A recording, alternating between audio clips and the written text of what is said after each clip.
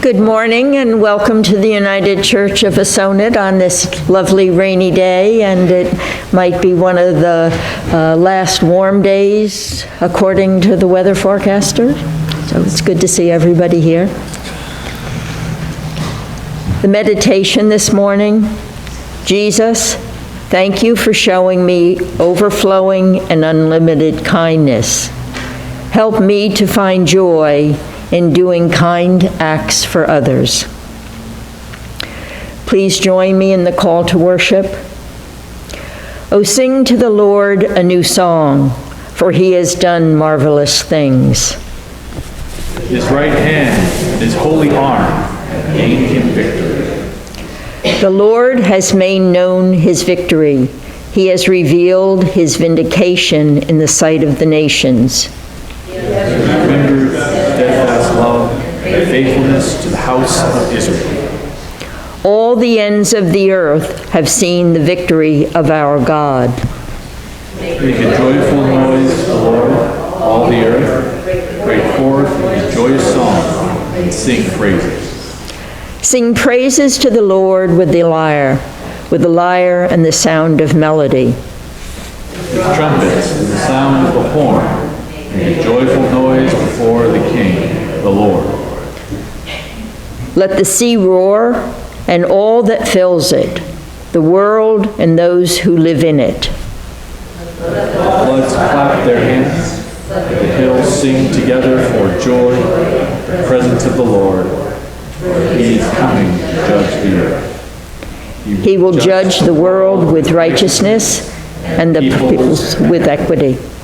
Our opening hymn, O Beautiful for Spacious Skies, can be found in the red Pilgrim hymnal on page 440.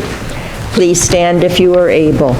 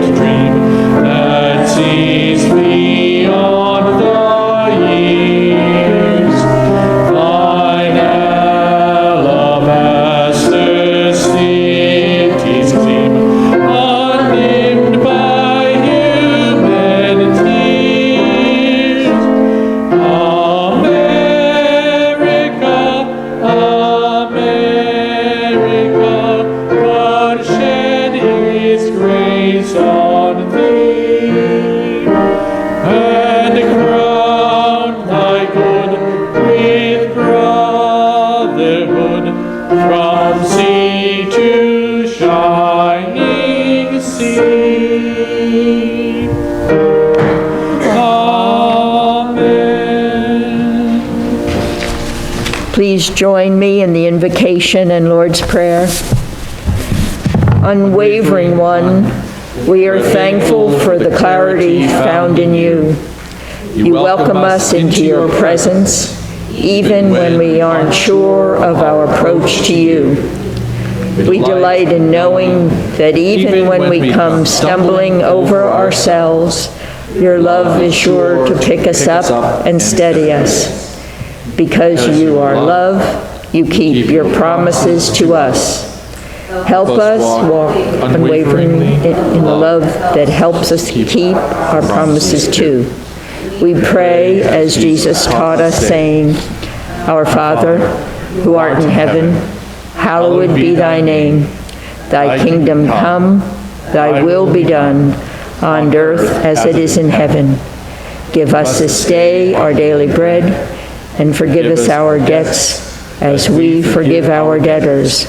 And lead us not into temptation, but deliver us from evil. For thine is the kingdom, and the power, and the glory forever. Amen.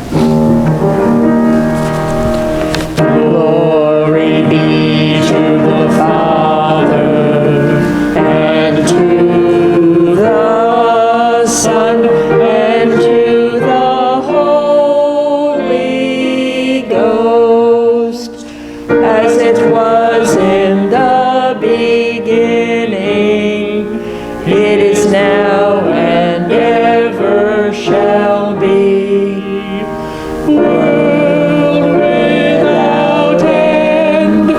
Amen.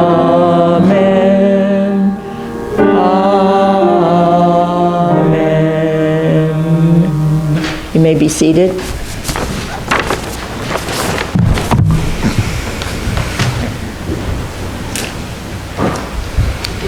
The announcements are on the back of your bulletin.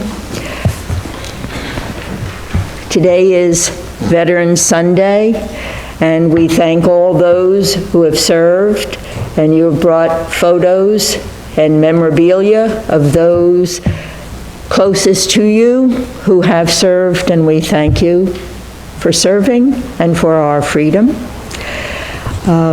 Also, Kathy and Linda and Kathy, we thank you for preparing our coffee hour today in memory of all of the veterans. Thank you. The flowers on the altar are given by Kathy and Tony in honor of their dads and all veterans. They're lovely, thank you. And all the other decorations that are around. Please sign up for flowers in the narthex. December 4th and 18th are available. December 25th is available, but we usually put out our poinsettias. So I think that that'll be covered. And please join us after church in Fellowship Hall for coffee hour, hosted by Kathy Fraser, Kathy Ameren Rogers, and Linda Wheelock. Thank you. And please sign up for hosting a coffee hour on the sign-up sheet that is down in Fellowship Hall. It's by the kitchen door, and we thank you all for doing that. We are looking for people to light candles on our Advent wreath, and please let Kathy Fraser or Reverend Greg know if you are interested in signing up for an Advent Sunday. Bible study will be held on Tuesday, November 15th at 6 p.m. in Fellowship Hall, and the study is on the letter to the Colossians. Please read Colossians 3 if you are able, and all are welcome to come. And next Sunday, the council will meet at 9 a.m.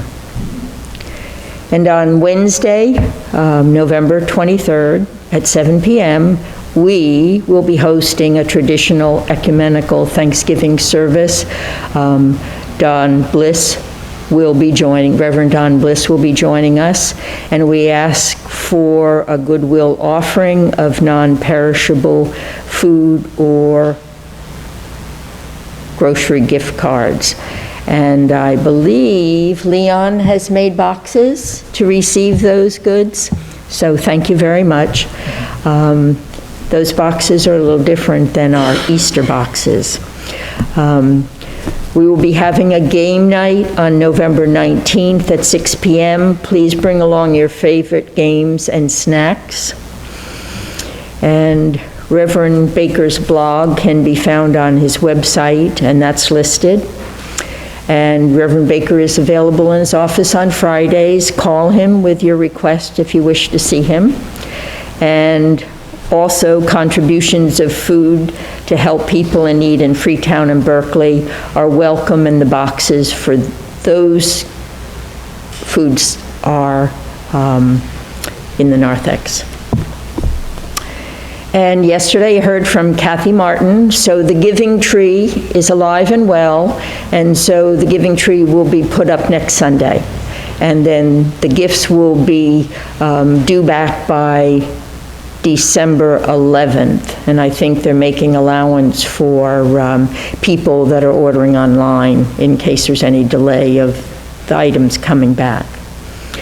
And anybody else have any announcements? Kathy? We're going to use the boxes also for next weekend, which will be our Thanksgiving Sunday. So if anyone wants to bring, there's some gift cards to put in those boxes for Thanksgiving next week, that would be appreciated.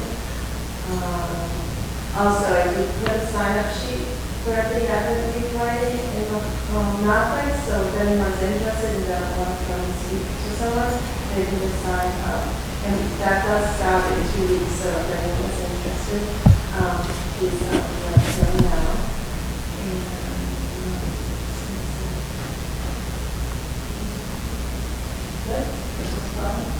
Oh yes, the poinsettia order forms will be in the next 2 weeks. Bulletin, so as soon as I get the pricing, I will be able to put those in, so these have to be stored for Christmas. That's it.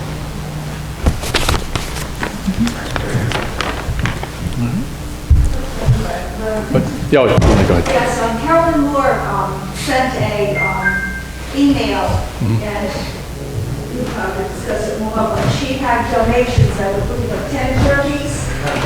10. Yeah.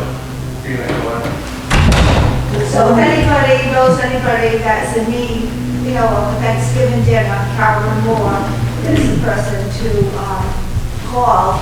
And I believe she's given out the turkeys to be delivered this Sunday here at the church. Is that correct? Next Sunday. Yeah. Next Sunday, so it's kind of last minute that she knew about it. Thank you. Thank you. That was just what I was about to say. Thank you, Linda.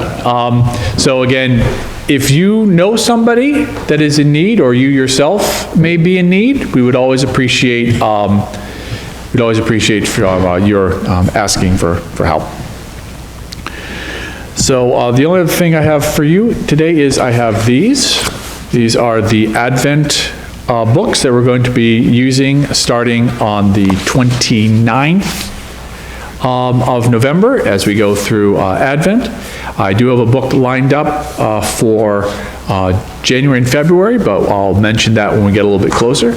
But if you would like one of these from me, it is $13, and if you have trouble and would like it for free, that's great too. And I look forward to seeing as many of you as can at our book and Bible studies as we move forward. If there are no other announcements, now is the time in our service where we lift up our joys and our concerns to God. We have our continued prayers today for Susan Lemos, for Leon Cudworth Sr., for Tiff and Kim Vonica, for Millie Moore, for Mary Lou Nicola, and for Anne Marie Allen, for Nick Riccardi, and for Paul and Moreno and Walter, for Bobby Files, and for Jack, for Paul Kudo. Also, we have prayers for Joanne, and for Colleen Glevey, and for Army. Just also wanted to check up, we have our prayers for Betty as she goes through her difficulties, Bethany Costa, and for April. Does anyone have an update on any of those prayer requests? Start here, that. Dick. Thank you, Okay, good.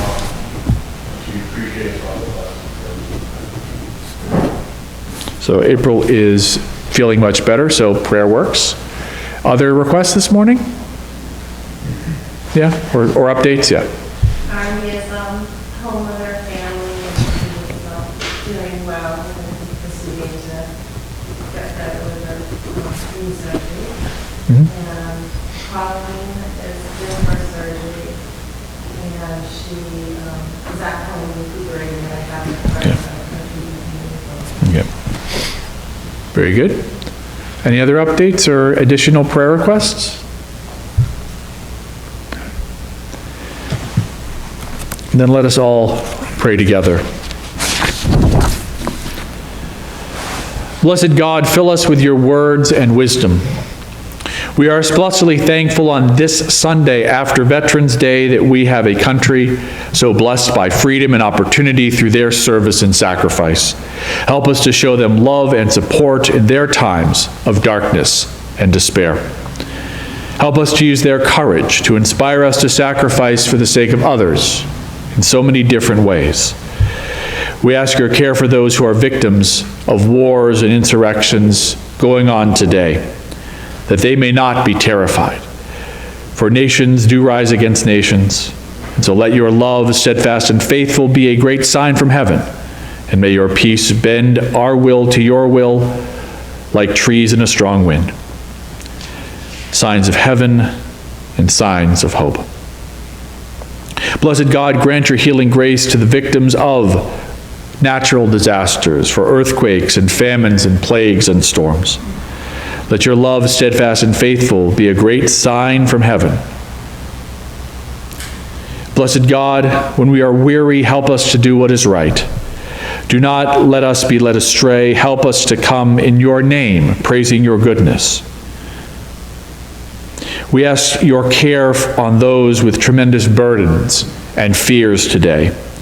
For all those people facing illness and surgery, for cancer treatments and for difficult recoveries. We pray especially for Susan and Leon, for Tiff and Millie, for Mary Lou and Anne Marie, for Nick and Paul and Moreno and Walter, for Bobby and Jack, for Paul and Joanne, for Colleen and Army, for Betty and Bethany and April. Hear now the silent prayers of our hearts as we listen to your word for us.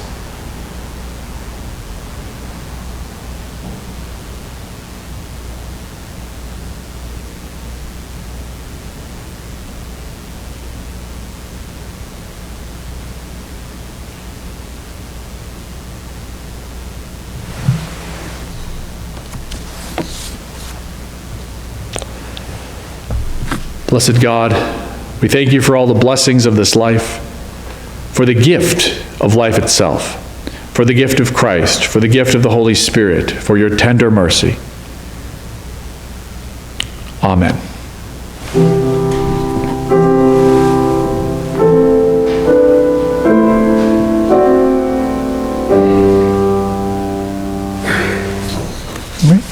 Could the children please come forward? If they'd like.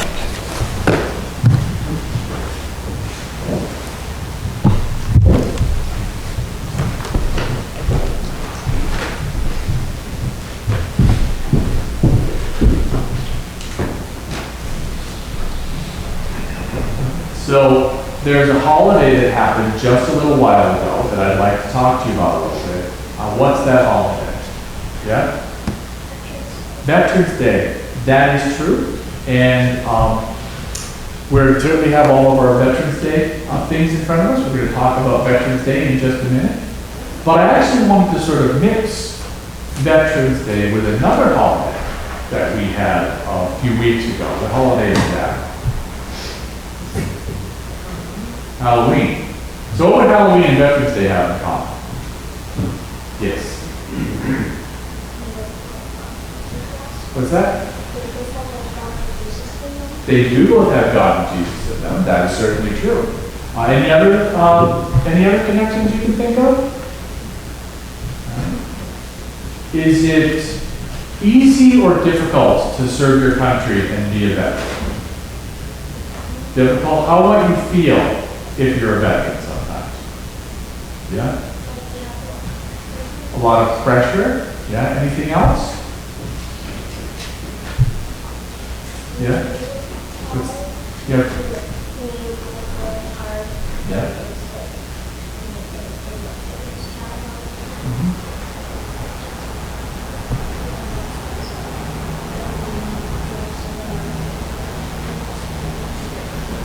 You have to do what you need to do, and there's a lot of pressure to make sure you do it well because a lot of people are depending on you, right? Right? What about veterans that actually go into combat? How would they feel?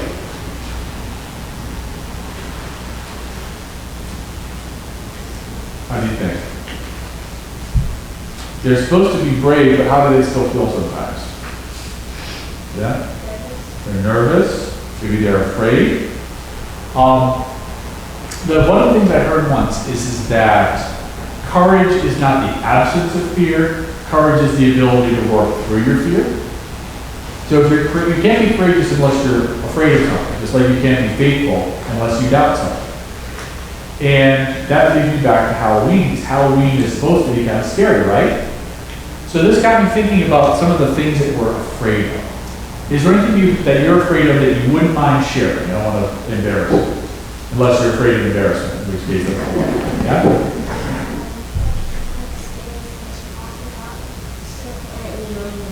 Jump scares, is what they call it nowadays.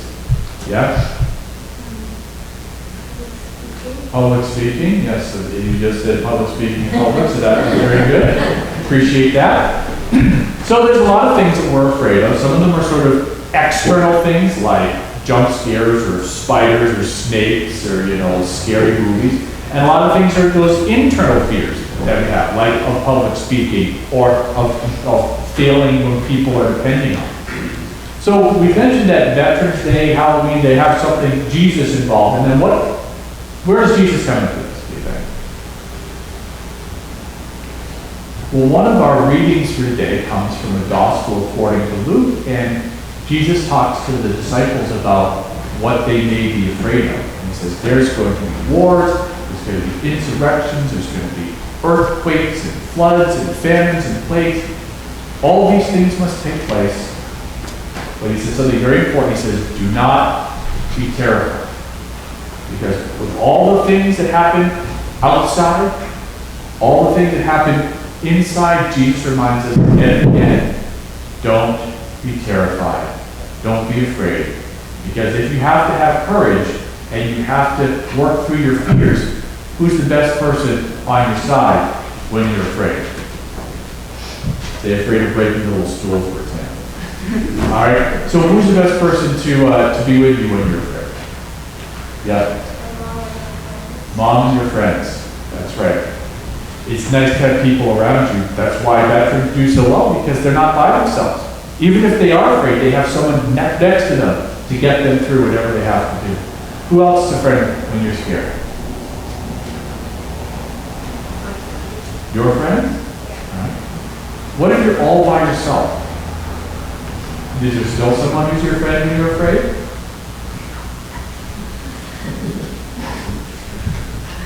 Who is it again? Oh, it's God. Okay. So, as Jesus reminds us, even when we're terrified, God is always with us. And that's something we can remember on Veterans Day, or Halloween, or really any day in the year. Do you have any other questions or comments? No sermons you'd like to deliver right now? So just have to be careful. With other children, they will come up and they will speak for 20 minutes if you let them. But for now, let's all pray together. Please after me. Dear God, thank you for granting me courage when I am most afraid. Amen. Thanks a lot. Oh, I forgot to mention this, but your outfits are wonderful today.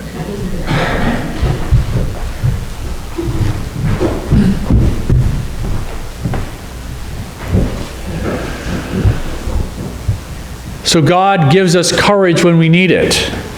God is in fact unwavering in giving to us. So let us give to God. Let us choose to bring our gifts with made-up minds to foster and build that beloved community. And let these resources be used to steady the work of the kingdom of God. This morning's offering will now be received. Excuse me.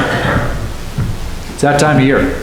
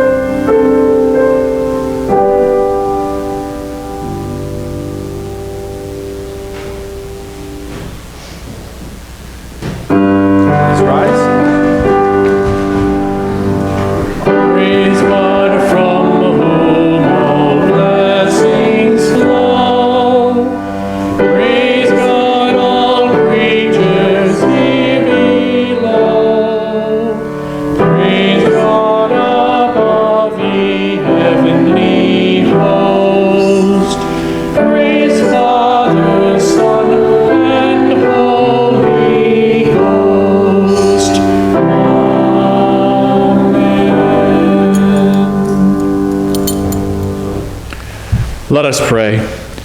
Divine One, receive our gifts and the love we give them. Thank you for blessing us with gifts to share, so the needs of your people can be met. We offer our gifts with made-up minds. May what we give be used to facilitate wholeness for all. Amen.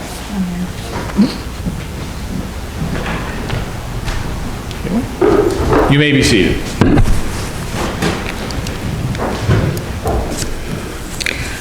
Good morning. Once again, welcome to the United Church of Assonet. I will be reading two things today. One's to celebrate Veterans Day in Flanders Field, a poem, and the other is a writing by Bruce White. And Bruce attended the United Church of Assonet with his wife, Susan, and he, please? Sandy. Oh, I'm sorry, Sandy. It began with an S. Okay, but anyway, so I'm going to do a reading, and Bruce also was a service person in the Korean War, correct? And he was a photographer. So very interesting background. So Bruce wrote this 40 years ago. He was also had a TV program on Saturday mornings for young children, and he wrote this so that the children, boys and girls, could understand about Veterans Day. 40 years ago, in 1966, Bruce White, who at that time was host of a children's television program, wrote this explanation of Veterans Day for his young viewers. Boys and girls, you all know today is Veterans Day, and you know it's a holiday because there isn't any school. And it's maybe even a fun day for you because perhaps you had the thrill today of going to a parade and having your heart go thump, thump when the big bass drum went by. But did you ever wonder what Veterans Day really is?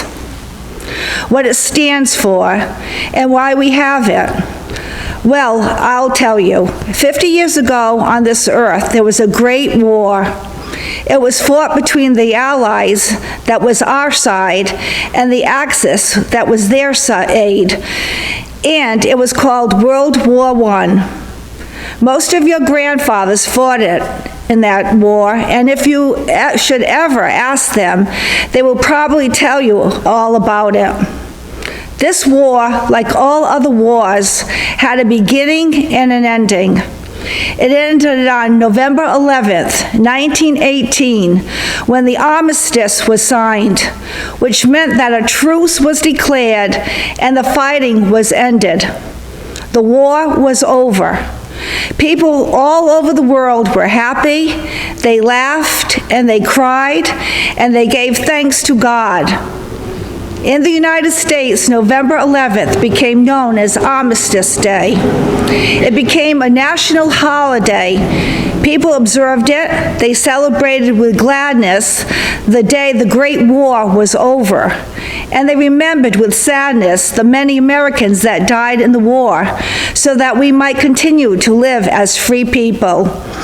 Since then, it has become necessary many times for the United States of America to call upon its citizens to train as soldiers or sailors or Marines or flyers so that these citizens could protect our heritage of life, liberty, and the pursuit of happiness.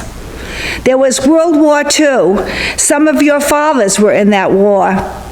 The Korean War, many of your fathers were in that one, and now we are fighting in Vietnam, and many of your brothers are over there.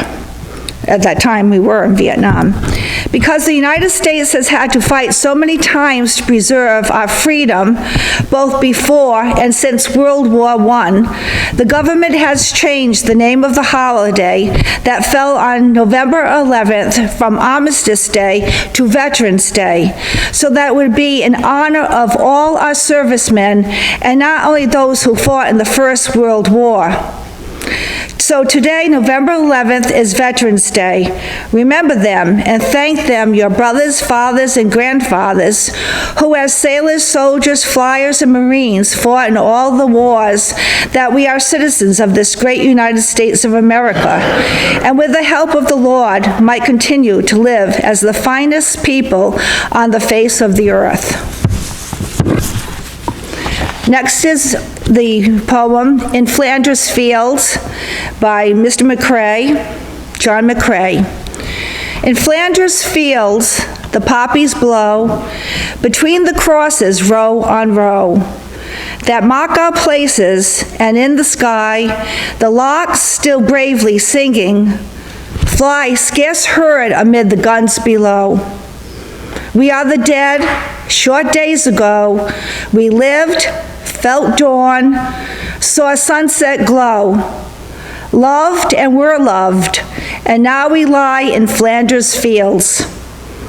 Take up our quarrel with the foe. To you from failing hands we throw. The torch be yours to hold it high. If ye break faith with us who die, we shall not sleep, though poppies grow in Flanders fields. So I'd like to take this moment once again to thank all the veterans and the men and women who presently serve our country. And we could take a moment of silence to remember these people. Thank you.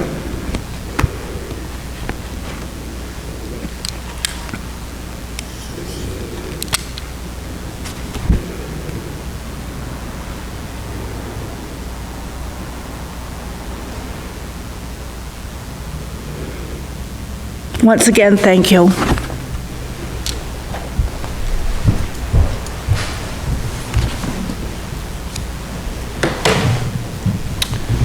Our hymn of preparation this morning comes from the Red Pilgrim Hymnal.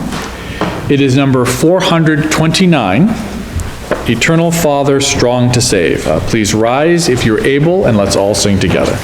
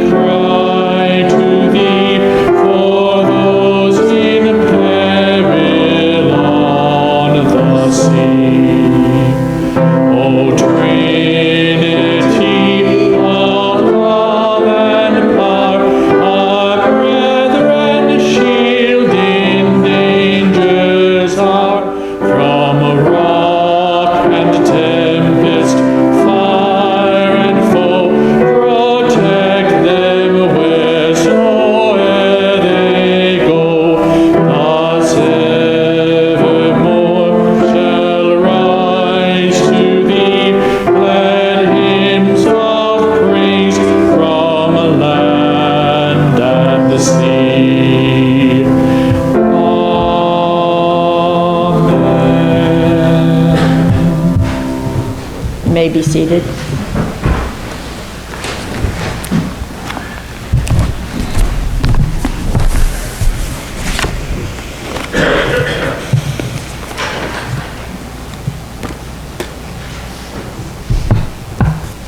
The scriptures this morning, the epistle lesson is from the Philippians, chapter 1, verses 12 through 26, and can be found in your Pew Bible on page 867.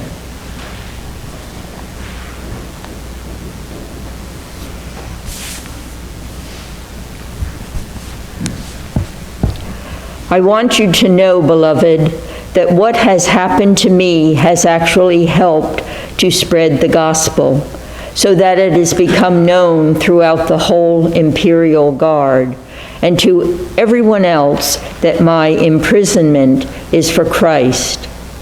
And most of the brothers and sisters, having been made confident in the Lord by my imprisonment, dare to speak the word with greater boldness and without fear. Some proclaim Christ from envy and rivalry, but others from goodwill. These proclaim Christ out of love, knowing that I have been put here for the defense of the gospel. The others proclaim Christ out of selfish ambition, not sincerely, but intending to increase my suffering in my imprisonment. What does it matter? Just this, that Christ is proclaimed in every way, whether out of false memories, false motives, or true, and in that I rejoice. Yes, I will continue to rejoice, for I know that through your prayers and the help of the Spirit of Jesus Christ, this will turn out for my deliverance. It is my eager expectation and hope that I will not be put to shame in any way, but that by my speaking with all boldness, Christ will be exalted now as always in my body, whether by life or by death. For to me, living is Christ, and dying is gain. If I am to live in the flesh, that means fruitful labor for me, and I do not know which I prefer. I am hard-pressed between the two. My desire is to depart and be with Christ, for that is far better. But to remain in the flesh is more necessary for you. Since I am convinced of this, I know that I will remain and continue with all of you for your progress and joy in faith, so that I may share abundantly in your boasting in Christ Jesus when I come to you again.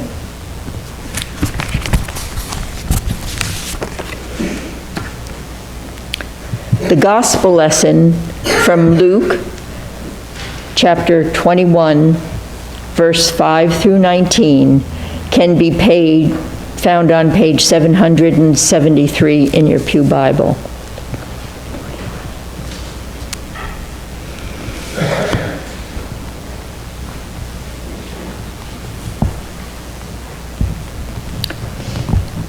When some were speaking about the temple, how it was adorned with beautiful stones and gifts dedicated to God, he said, "As for these things that you see, the days will come when not one stone will be left upon another. All will be thrown down." They asked him, "Teacher, when will this be, and what will be the sign that this is about to take place?" And he said, "Beware that you are not led astray, for many will come in my name and say, 'I am he,' and the time is near. Do not go after them. When you hear of wars and insurrections, do not be terrified, for these things must take place first, but the end will not follow immediately." Then he said to them, "Nation will rise against nation, and kingdom against kingdom. There will be great earthquakes, and in various places famines and plagues, and there will be dreadful portents and great signs from heaven. But before all this occurs, they will arrest you and persecute you. They will hand you over to synagogues and prisons, and you will be brought before kings and governors because of my name. This will give you an opportunity to testify. So make up your minds not to prepare your defense in advance, for I will give you words and a wisdom that none of your opponents will be able to withstand or contradict. You will be betrayed even by parents and brothers, by relatives and friends, and they will put some of you to death. You will be hated by all because of my name, but not a hair of your head will perish. By your endurance you will gain your souls. Here endeth the reason.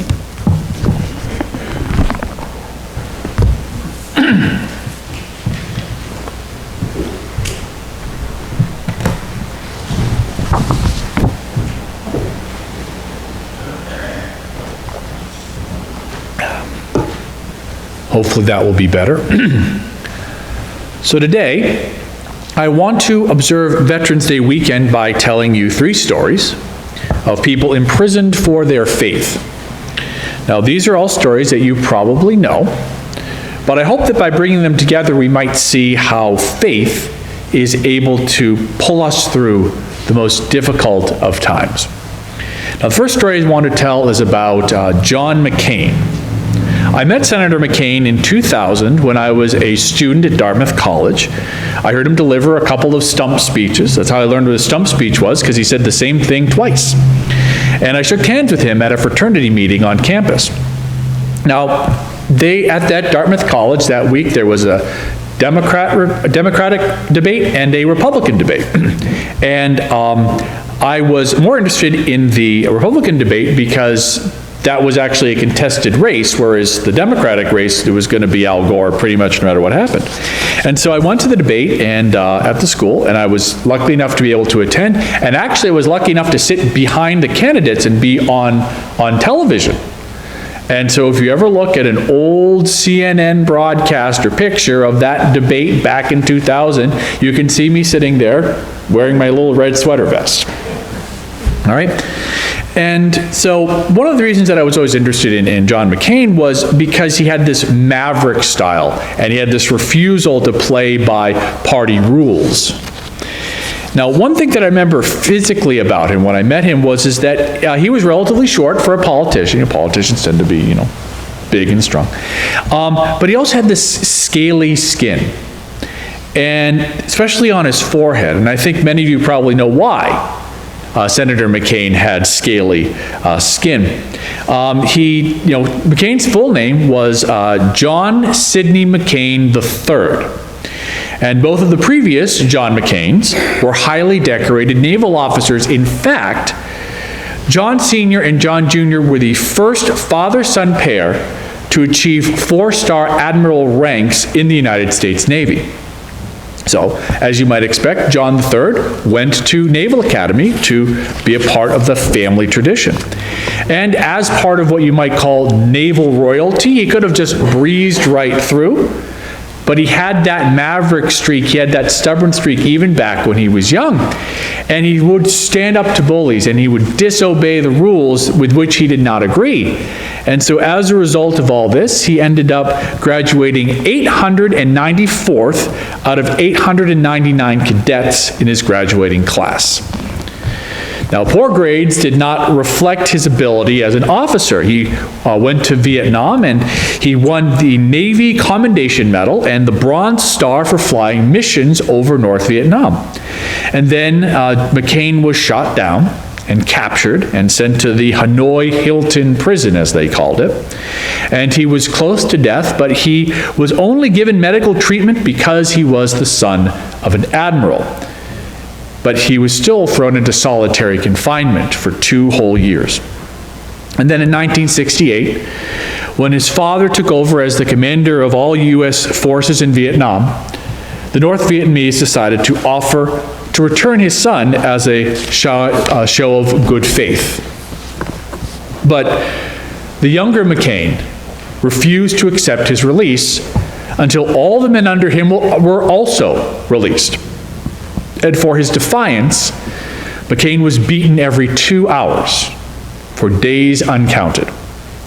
He was forced to sit out in the hot sun all day, getting sunburn after sunburn, for he was rather fair of skin. And so all those burns is what gave him that scaly skin, and what ultimately caused the skin cancer that took his life many, many decades later. Now, I don't know much about McCain's spiritual life. It didn't come up in the 20-second conversation we had. But I do know that he had faith in his country. And while he was this maverick from his youth, he was a man of principle who was willing not only to risk his safety in the glory of combat missions, but in sacrificing his health to protect those under him in unimaginable circumstances, maybe ones that no one would ever know about. Now, I agreed with many of McCain's policy decisions, and I disagreed with many others. But through all the circus of politics, I knew that I always respected him. And so when I think of heroes on Veterans Day, well, at least those that that are members of my family, my mind goes to him and his ability to never stop fighting for what he thought was right. Now, the second story I want to tell is about the Apostle Paul. This is a sermon, after all. We're going to talk about some Bible stuff. And throughout his ministry, Paul often gets arrested because he refuses to back down, even when his life or his safety are in danger. And many of his surviving letters in the New Testament mentioned various times that he was imprisoned, and probably the most famous of these is the letter to the Philippians. Now, some scholars believe that this was written during his final imprisonment, leading up to his house arrest in Rome and his subsequent execution. And as the Acts of the Apostles indicates, telling this story, Paul could have found an opportunity to escape from prison and to beg from clemency. He was, after all, a Roman citizen. He could have snuck out of prison from a guard. Angels could have burst the prison open, as happened at one occasion. But Paul wanted to stay in the system. He wanted to have the truth of his beliefs be validated, even if he had to appeal all the way up to the emperor. In the letter to the Philippians, we see Paul's attitude towards this imprisonment. Now, one would think that if you were in prison, that you would bemoan your lot, or you would condemn your captors. You would be fiery in opposition. But instead, Paul writes, "I want you to know, brothers and sisters, that what has happened to me has actually resulted in the progress of the gospel, so that it has become known throughout the whole imperial guard and to everybody else that my imprisonment is for Christ. And most of the brothers and sisters, having been made confident in the Lord by my imprisonment, dare to speak the word with greater boldness and without fear." So being in prison enabled people like his Roman guards to be exposed to the word of Christ. And it even encourages others to be bolder in their faith when they see that he is willing to suffer and to never give up. Now, there were other preachers that disagreed with Paul and used his imprisonment to advance their careers and their points of view while he was out of the way. Now, if you know anything about Paul, you know he doesn't take people opposing his views particularly well. But in this situation, he says this about his rivals: "What does it matter? Just this, that Christ is proclaimed in every way, whether out of false motives or true. And in that I rejoice." Paul rejoices because even in his torment, he knows that his suffering will lead to good ends. Christ will be exalted whether he lives or whether he dies. And Paul's courage, I think, in this letter is special, because it's not just a defiance of evil and fear. We see that all the time. It's because it's carefree. Paul is assured of God's love in his heart, and with this, no one can really hurt him, even if he will ultimately be beheaded. To him, his life on earth doesn't really matter. What matters is the life of Jesus, and how this truth can transform and save not just him, but everyone else. Now, the third story I want to tell is about a German theologian that you may have heard of named Dietrich Bonhoeffer. Who's heard of Bonhoeffer before? Oh, over here, yep, that doesn't surprise me. So, Bonhoeffer was a brilliant student as a young man. He was a German. He earned his doctorate degree, actually, in theology so quickly that he was actually too young to be ordained. And so he had to take some postdoctoral work in the United States. He went to New York's highly renowned Union Theological Seminary. A lot of famous people, Niebuhr and Tillich and all these greats went through Union Theological Seminary. Bonhoeffer didn't really think that the academic rigor at Union was all that great, which tells you how smart he was. But one of the things that he did do while he was there is he made friends with a black student who was worshiping at a church in Harlem. And through the friendship that he formed with this student, Bonhoeffer learned a lot more directly about suffering and humility than he ever learned reading books in Germany. And this would alter not just his theology, but his life forever. Bonhoeffer saw God through what might be called a from below perspective.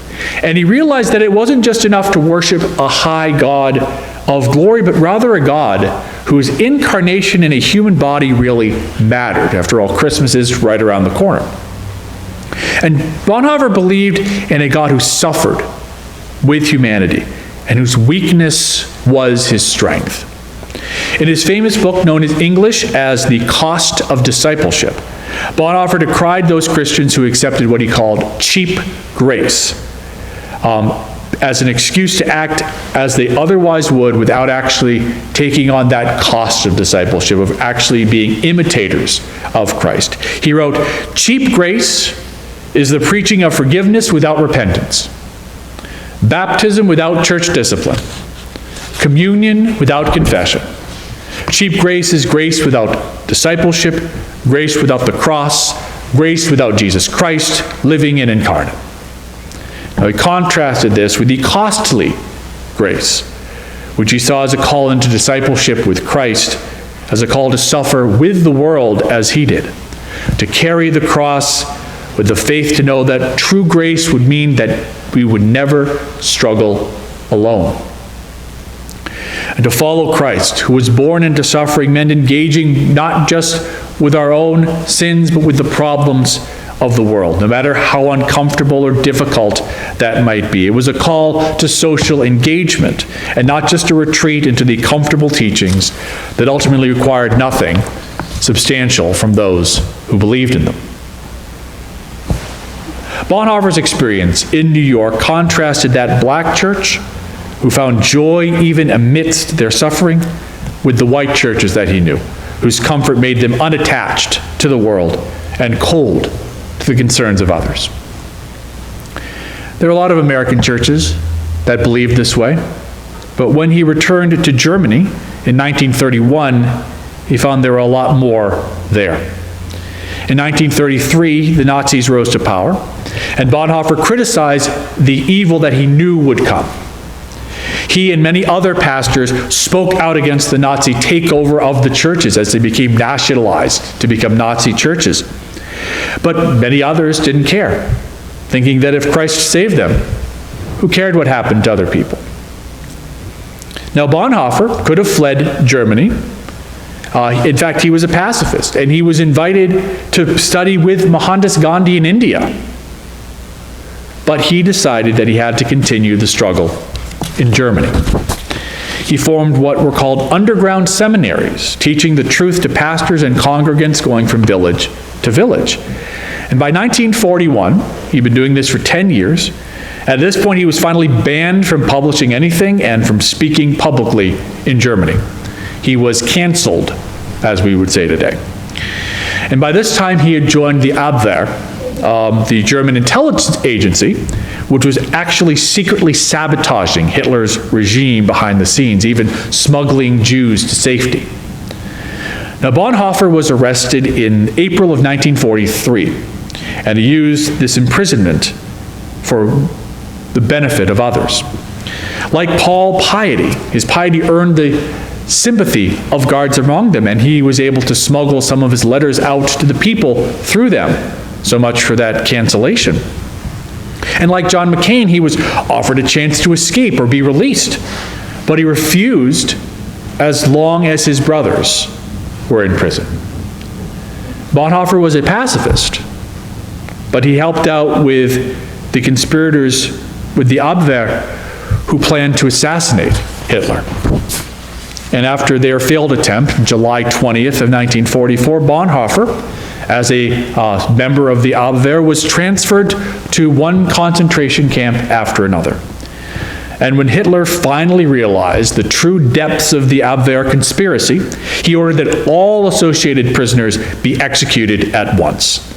And Bonhoeffer was executed on April 9th, 1945, not long before the end of the war. He was led away after completing a final Sunday service to the prisoners around him.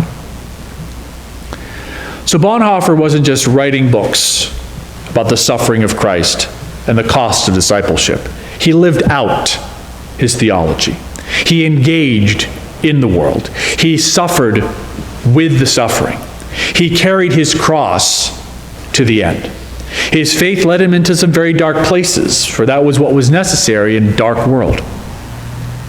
Bonhoeffer was only 39 when he died. He never completed that systematic theology that all the other greats got to do. Instead, he became one of the most famous martyrs of World War II, doing as much as a prisoner as he ever could have as a professor. Faith was what led Paul and Bonhoeffer and McCain to endure their imprisonment, to become heroes to those around them, to ground their faith in action for those who needed leadership in times of despair. In the Gospel according to Luke, Jesus told his disciples what the future of the truly faithful would be like. And as they wondered how Jesus would claim that the mighty temple in Jerusalem would eventually be destroyed, Jesus said, "When you hear of wars and insurrections, do not be terrified. For these things must take place first, but the end will not follow immediately." And he told them that over time there would be wars and natural disasters and famines and plagues which would trouble the world. But before even those things, his disciples would face persecution even unto death. Before all this occurs, they will arrest you and persecute you. This will give you an opportunity to testify. And Jesus promised to give them strength and courage to inspire through the Spirit to defend themselves with greater words than they could ever do alone. You will be hated by all because of my name, but not a hair of your head will perish forever. By your endurance, you will gain your souls. So on this Veterans Day weekend, we are reminded that bravery is not just found on the battlefield. The meekest and weakest of us can be brave if we believe that the world is a place where Jesus suffers not just for us, but with us. Let these examples and of countless others of veterans and saints and martyrs, give you the courage to endure an uncertain future, thinking not to your own comforts, but of how you too might preach boldly and lead by example, even in small ways. I'll leave you with this charge. They were brave. Be brave also. Let us pray. God of eternal glory and boundless mercy, grant us wisdom and courage to do our part to heal a breaking world. And this we pray in the name of our crucified and risen Savior. Amen. Our closing hymn this morning comes from the Black New Century Hymnal. It's number 413. It's called By Gracious Powers. Now, one of the things that I think is really wonderful about this New Century Hymnal is that if you look at the bottom left-hand corner of the page, there's always some very interesting information about the hymn. So let me read you what's the hymn for today. It says, Dietrich Bonhoeffer, theologian, professor, and leader of the German opposition, composed the poem on which this hymn is based. The poem was called New Year, 1945. He wrote this while imprisoned by the Gestapo in Berlin. 4 months later, Bonhoeffer was executed by special order of Himmler. So this is a hymn that he wrote in prison. I figured we would all sing it together. This may not be the most familiar tune, so Cheryl will play it through once, and then if you would please rise, we'll all sing it together.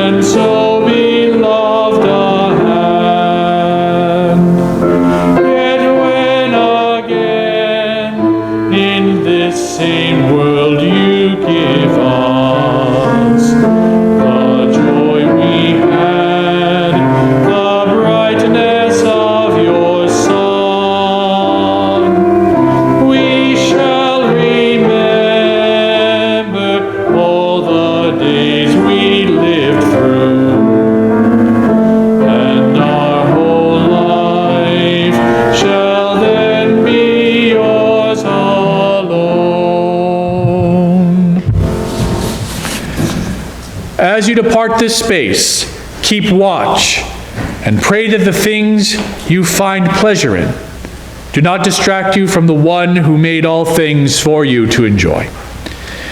Be unwavering in your openness to the promises of God's love. Let the mind of Christ be with you. Amen.